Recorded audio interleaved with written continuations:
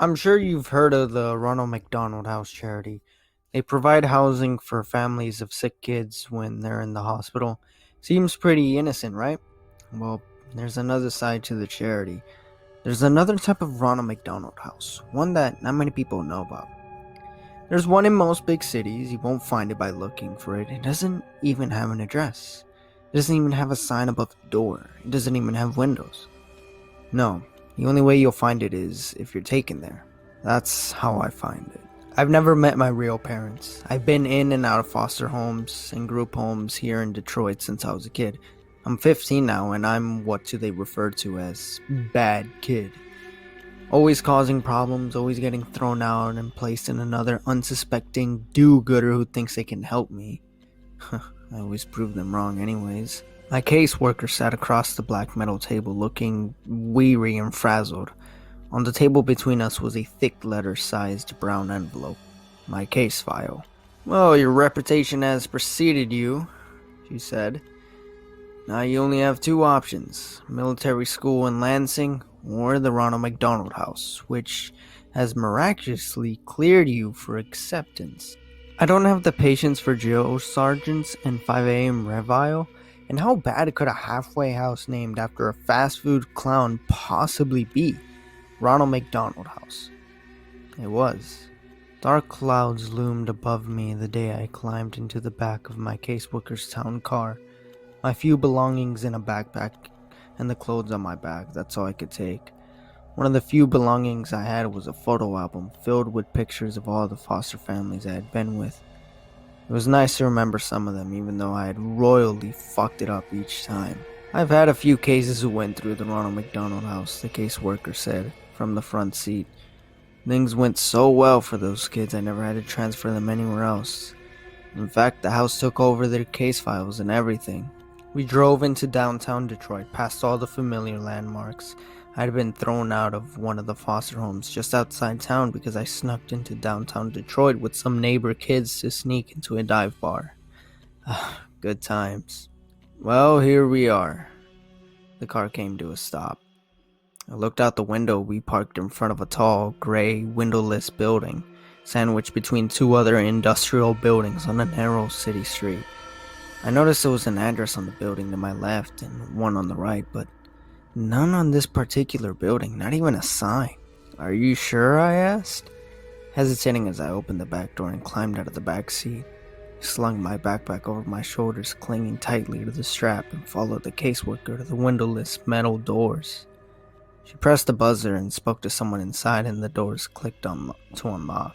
We walked in. As soon as the metal doors closed behind us, I noticed the pin-drop silence. It was some sort of silence that is so oppressive and empty it almost deafens you. Across the dimly lit lobby, there was a glass window with someone inside. A secretary. She turned away, typing something intently. We walked over to the window. The caseworker rang a bell on the counter, and the secretary spun around the chair. Her face was painted like a clown. Like Ronald McDonald, in fact. She even had the short, curly red hair, otherwise she wore a typical white nurse dress. I laughed at how bizarre it was, but I couldn't. I wanted to laugh at how bizarre it was, but I couldn't. A chill swept down my spine. Something was not right. I watched as the nurse and my caseworker interacted. Paperwork was passed through the window. The caseworker slid my case file under the glass. As the nurse slid her some paperwork to sign. As my caseworker signed the papers, the nurse looked at me. Her smile should have been warm and welcoming, but all I saw in her eyes was hunger. "I can't stay here," I stammered loudly. "Take me to the military school in Lansing, please." "What's the matter, sweetie?" the nurse asked, her voice muffled by the slightly of the glass. "Afraid of clowns?" I looked into her hungry eyes. Now there was a malicious glint as she laughed. My caseworker laughed too, obviously, and said, Now, don't overreact. You'd hate the military school. Besides, this will be good for you." "Yes," said the clown nurse. "This will be good for you." Before I could object, I heard a slam behind me. I spun around to see an open door in the far corner of the lobby. To the left of the front desk window, there was nobody there, just the light that flooded in from the door. Then the creeping shadows, shrill, echoing laughter and growing shadows along the wall inside the door. "Oh," said the caseworker. "Here comes the welcoming committee." As I stared in horror, clutching the strap of my backpack, my caseworker patted me on the shoulder for the last time. "Don't worry, honey. It'll be different this time. You'll feel right at home, I promise." She turned to leave. I felt bile churning in my stomach. "No!"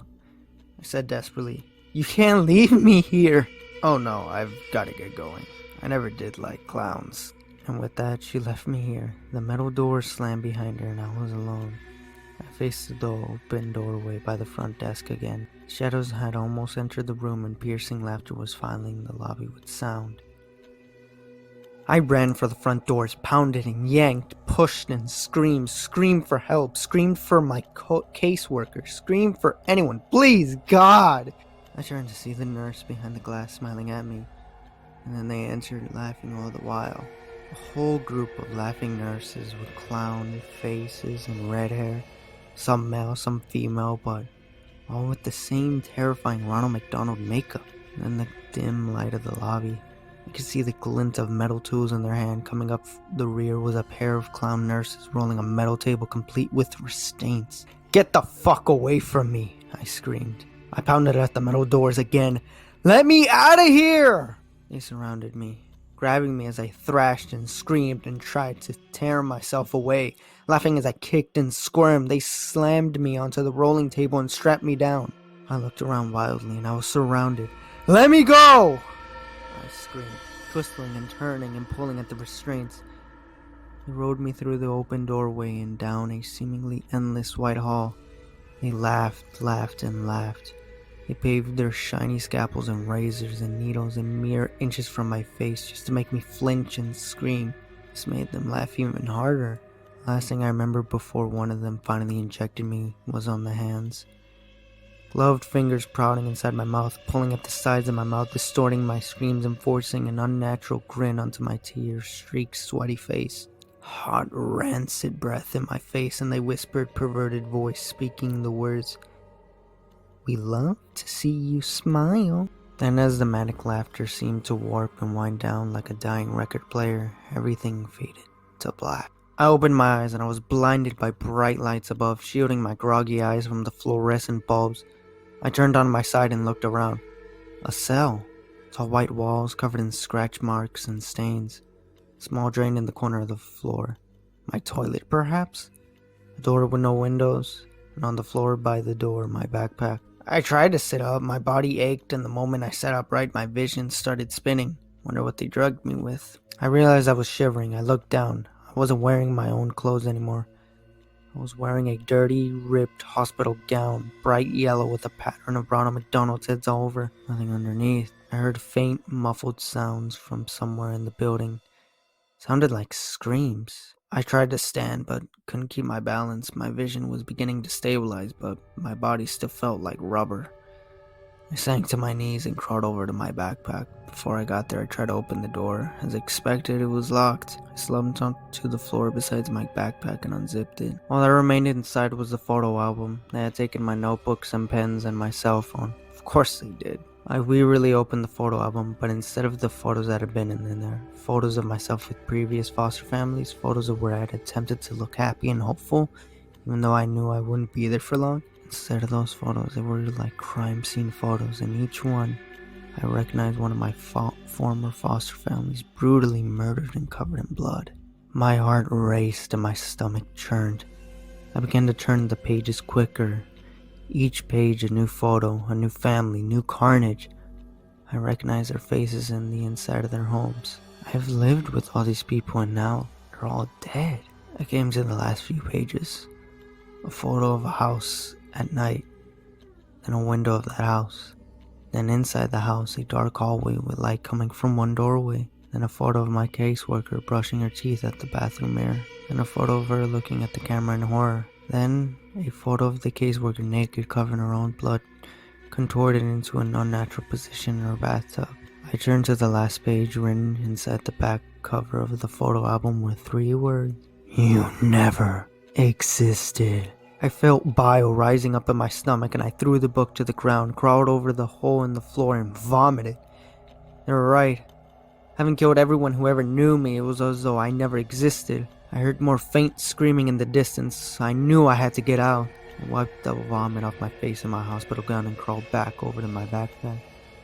Hopefully, they didn't find my secret weapon. I unzipped the front pocket and reached down into the very bottom, my fingers scraping the fabric, and sure enough, there it were, flush with the seams in the bag, nearly undetectable, the pins I'd used for picking locks. I told you, I'm a bad kid after all. I leaned against the door and listened. I could hear footsteps approaching, but as soon as they had come in, they faded into the other direction. I knew I had to work fast. I jiggled the handle with the one hand and picked the lock with the other hand. It was surprisingly simple. Holding the handle, I slowly put myself to my feet. I could maintain my balance now. I pulled the door open just a crack. The clown nurse darted past. My heart almost stopped, but his footsteps in slower change and soon faded. He didn't notice me. I poked my head out the door, seemingly endless white hallways in either direction. The distant screams were louder now, coming from all around. Taking a deep breath, I stepped into the hallway and closed the door behind me. I started to go to the right, passing doors. I didn't go to the door I had been in. I heard screams and sobbings coming from each one. I saw behind for a moment. I heard the crying of a child inside. I jiggled the handle to see if I could let him out. Locked. I kept moving, looking behind me every few seconds to make sure no nurse had come into the hallway. Then I passed a set of white double doors. I stopped for a moment. The word "Play Place" was written in tall, thin letters across the width of both doors. I heard more screaming coming from within, the screams of multiple people, and laughter, the insane, shrill laughter of the clown nurses. I shuddered. I was afraid to find out what sort of torture was happening inside, and I knew I had to keep moving. I saw a door within a stairway symbol. I headed for it. As I opened the door, I glanced behind me and saw two clown nurses emerging from the playroom place. Their white nurse outfits were covered in streaks of blood. I quickly shut myself into the stairwell, hoping they hadn't noticed me. The stairwell was dimly lit with cement walls and rusty railings. I looked behind at the door I had just closed. There was a red number 5 on the door. I must be on the 5th floor. I decided I had to get to ground level. Each footstep echoed as I began to descend the stairs. I could hear the screaming anymore. Each footstep echoed as I began to descend the stairs. I couldn't hear the screaming anymore. Just a low, deep humming sound like pipes in the walls. I finally came to the door number 1. The staircase seemed to descend a few floors lower, but I stopped there and slowly peeked through the door.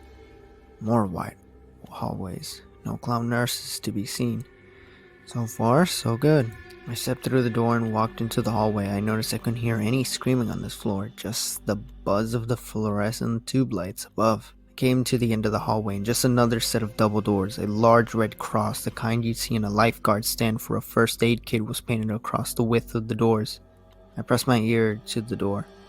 All I heard was a slow rhythm, like pulse, like a machine at work, and faintly a beeping sound like you'd hear in a hospital room.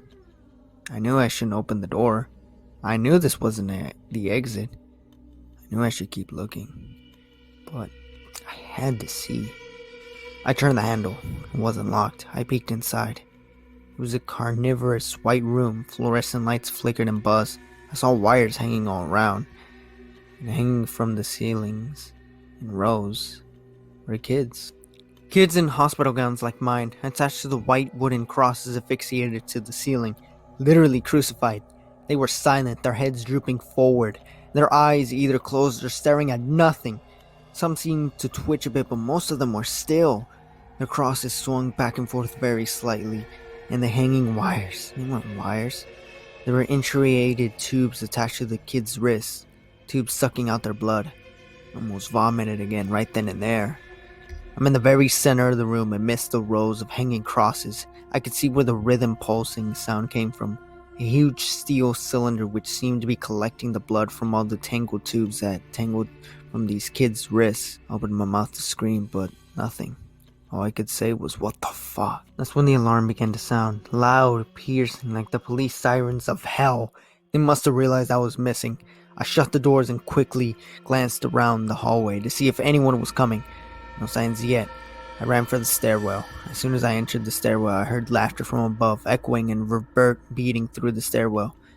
The clown nurses were coming. I stumbled down the stairs as fast as I could. I must have gone down another 3 stories before I reached the basement. I found myself running through a dark sewer-like hallway with small light bulbs overhead every 10 yards or so. The smell of decay and rotting flesh grew more and more pungent as I ran. The laughter continued behind me. I managed to glance behind him and I see a group of them running after me. I saw them come into the light and then become a silhouette again. Their smiling faces, gleaming knives, needles pushing my adrenaline to the max. I ran past alcoves full of stacked, rotting corpses, but I couldn't stop. I couldn't think of anything else but escape. I turned a corner and found myself facing the metal rungs of a ladder in the wall. I climbed until my head smacked the ceiling. Below me, the shadows and the laughter grew closer. Their footsteps slowed. They were close, and I knew it. I pushed at the ceiling above me, heaving upward and panting and screaming. The clowns were below me and laughing and waving their scalpels. Something had cut my leg. I screamed and pushed one last time. The ceiling gave away as a manhole cover slammed onto the asphalt above a circular opening. I climbed out and frantically pushed the manhole cover back to the hole, blocking out the laughter of clown nurses below. I laid there on top of the manhole cover for a few minutes as I caught my breath. Rain fell onto my skin. The turbulent night sky above was a welcoming sight. I looked around. Abandoned buildings, broken glass, no lights, no cars, no sign of any life at all. A police siren somewhere in the distance, then silence. I climbed to my feet. Pain shot through my leg. I looked down and saw the cut on my ankle, where the nurse had slashed me. Bastards. Limping the best I could, I started to walk. "Hello?" I called out. The only answer was the distant roll of thunder. "Somebody please help me! Please!" My foot fell on something soft and mushy. I looked around.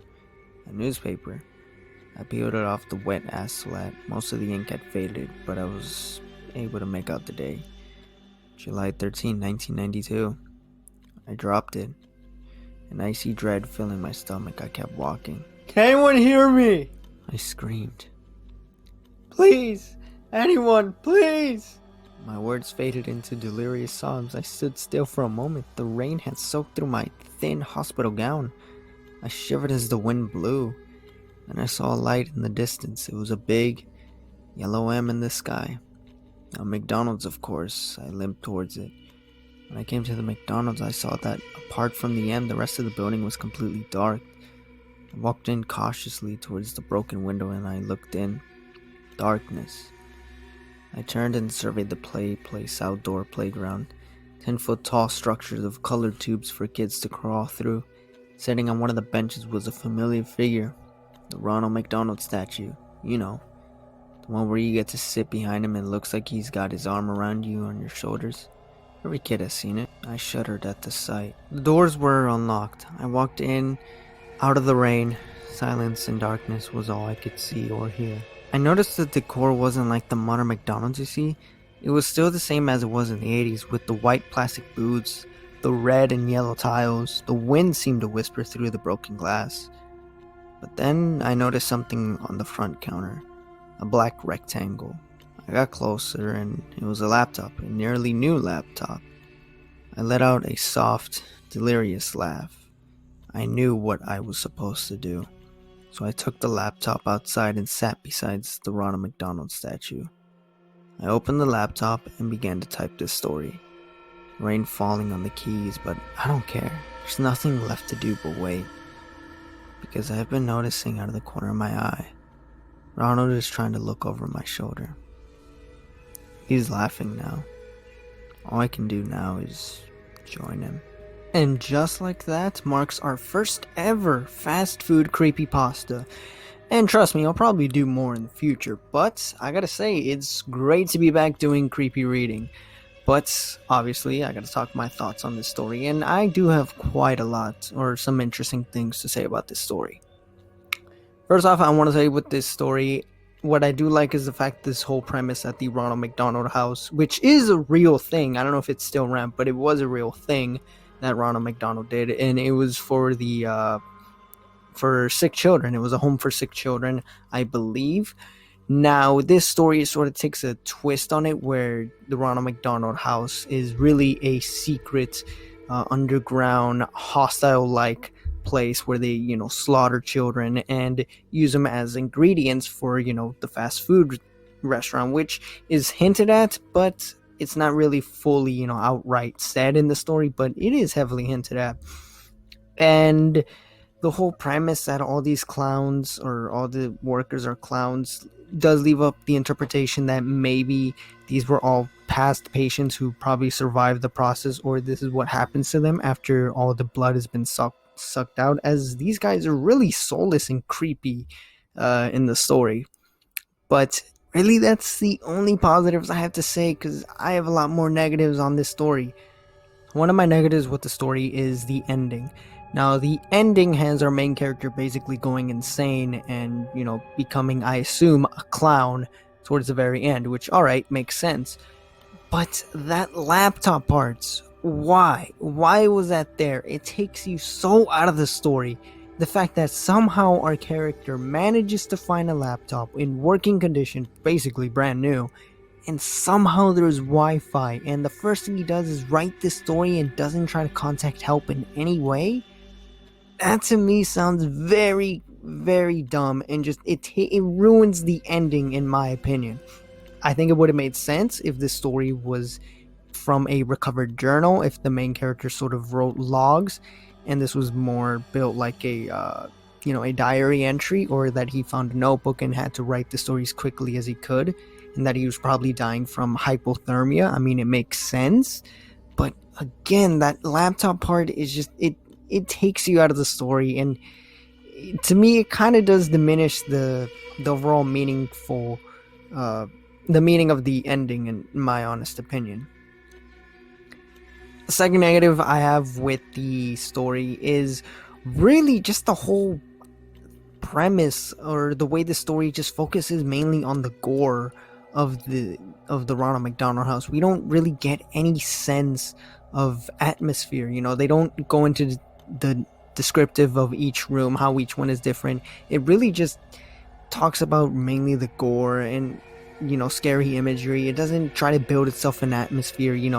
What if these clowns, what if they edited those photos and used other people to make it seem that they had actually killed those people? Oh, what if those people are fine? But no, outright the story just kills them off and just uses it for gore and scary image. It doesn't mind fucks with us, the audience, the reader, or even the main character, whether or not these are actual real pictures or if these are just hallucinations that the main character doesn't try to challenge us into believing this is real. It just does it, and for a story like this, it could have really used something like that, where it mind fucks with not just us, but the character as well. So my final nitpick or negative with the story is the fact that they just killed off the caretaker for no reason, and really was just for a body count. To me, it doesn't make sense that the Ronald McDonald house would kill one of their sources of, I guess, victims, because it's hinted at and pretty much stated, really, that the caretaker has brought in other kids and that they have supposedly been fixed or have never really left. Yet somehow they killed the caretaker when she brought in this kid. That to me just seems ass backwards, and probably honestly would have gotten them investigated, because think about it, you have all these families being killed and this one kid is the connection, and then the caretaker is then killed. So wouldn't, when the investigators find out that, oh, her last known location, the last place that she dropped them off was the Ronald McDonald house, because it's sort of hinted at that does somewhat stay on the record. And killing her off would have just probably blown their whole cover. Or who knows, maybe that police siren that the main character heard is the police investigating or going to the place, but I doubt it, since towards the end we don't really get any resolution or any satisfying ending to that. So yeah, that's going to be it for today's video, guys. Let me know what you think of the video. Did you dislike the story, or did you like it? What is it that you liked about the story, or what you didn't like about the story? Let me know in the comment section below. And don't forget to share this video as well. And don't forget to check out my social media and the original story. They will all be in the link in the description below. And with that being said, I am out.